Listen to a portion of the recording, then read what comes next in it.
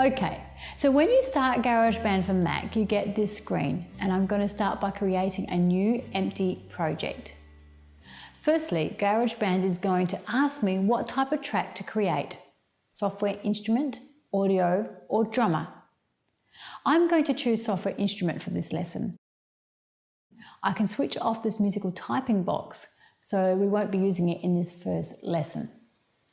In this first lesson, we're just going to create a piece of music using loops found in the Apple Loops library. So to start with, we're going to click this little icon on the right-hand side that looks like a little loop of string, and that's the loops library. Now you might have different loops here depending on what version of GarageBand you have or whether you've paid for an upgrade. I believe currently you can pay around about $6 for a lot more loops and instruments, so that's well worth it. However, for the purposes of this tutorial, I've restricted my library to just what is available in the standard free version of GarageBand, as that is what you're likely to have in your school. Now firstly, when you switch on the loops library, you'll notice two types of loops. They are audio loops and MIDI loops. These ones with the blue icon with the little jiggly line on are audio loops. This means that they're a live instrument recorded with a microphone.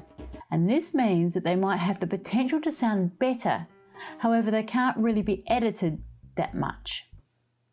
Now you'll see if I drag one of these audio loops into my project, there are actual waveforms that are displayed on top of it. The ones with the green icons and music note on them are the MIDI loops. This means that the loop is just MIDI data. Now let's back up here a bit and I'll quickly explain what MIDI actually is, just in case you don't know yet. MIDI stands for Musical Instrument Digital Interface, and it's a system of music devices communicating together that dates back quite a few years now. In digital terms, it dates back to the Dark Ages, as it was standardized in 1983. Whoa.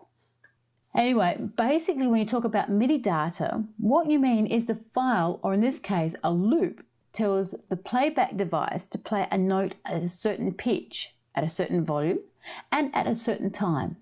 Now you can think of it like one of those old piano rolls that player pianos or pianolas used. The piano roll doesn't make a sound, the piano does. The piano roll just has the information of what note you want to play and when. And that's like a MIDI file, as it instructs the synthesizer, which in this case is your computer's software instrument, with which note to play. That analogy is still in use, as you'll see the term piano roll used quite a lot in music sequencer software. In fact, we'll use it in this tutorial series.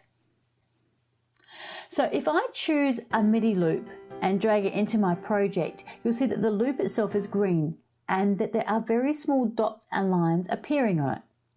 That means that there is MIDI data in the loop. If I double click into it, the piano roll editor should appear in the bottom part of the screen.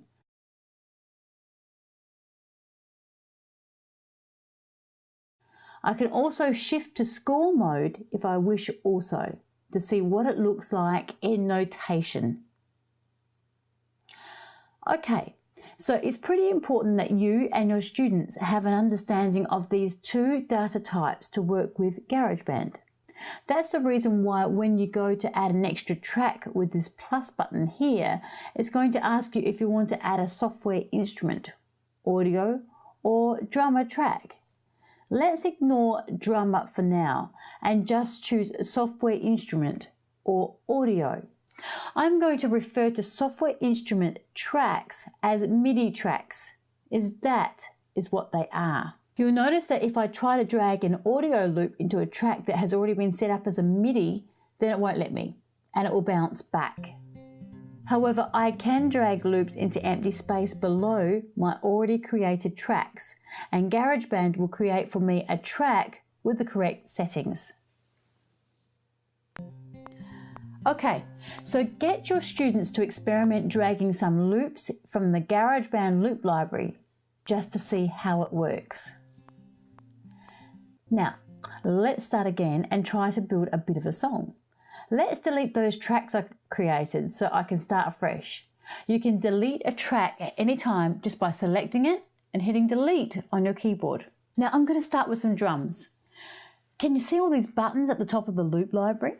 Now this allows me to refine what I'm seeing below by instrument and style.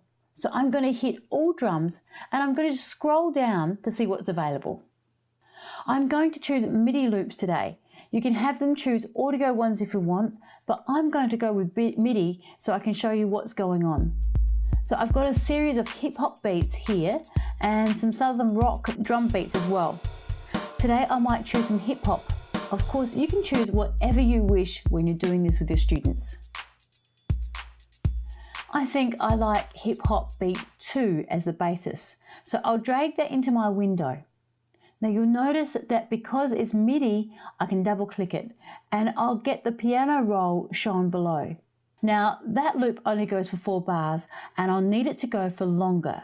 So to loop it, I need to hover my mouse over the right hand side until this funny little icon appears. Then I can drag to the right and you'll see it repeat as many times as I want it to. Let's stop it after 8 bars. That should be enough for now. So there are the drums. Now let's find some bass. So if I go into my loops library and click reset, then bass, I can see what is available for me. Again, you might have more than me in here, as I've restricted this tutorial to just the free GarageBand standard loops. I'm going to choose here under scale either minor or good for both. This is because we're going to do something with the same track in the next lesson in a minor blues key, and I want it to sound good for that. However, I'm not going to explain that to the students now. I'll just advise them to select minor or good for both. I can preview what each loop sounds like just by clicking them in the loops library, and when I've found one I can drag them into my project. I'm going to choose the MIDI loop funky muted bass, but you can use whatever you like. I'm choosing the MIDI loop so I can show you what's going on, but if your students want to use the audio ones, that shouldn't be a problem either. Okay, so you'll see when I drag that in that it's only 2 bars long. So I'll need to loop it out like I did before. Okay, so now I've got some bass and some drums, and that is probably enough to get them to do for the first lesson. Encourage them to think less is more and make more musical choices in what they do. Task B of this lesson is to create 2 contrasting sections of 8 bars each, consisting of a drum beat and a bass line, and then save the project. Task C is then to be able to add some volume graphs over the top. Now you do this by clicking this funny little looking icon here to show the volume controls. Then you can choose volume or pan from the drop down list. And then I can activate the controls with this little button. Then I can drag this line up and down to change the volume. I can also add control points by holding down the control key and clicking on the line. So I can make it fade by doing this and make it increase volume by doing this. Okay, so that is lesson 1, 3 tasks that the students have to complete. So what did you think? Was that useful?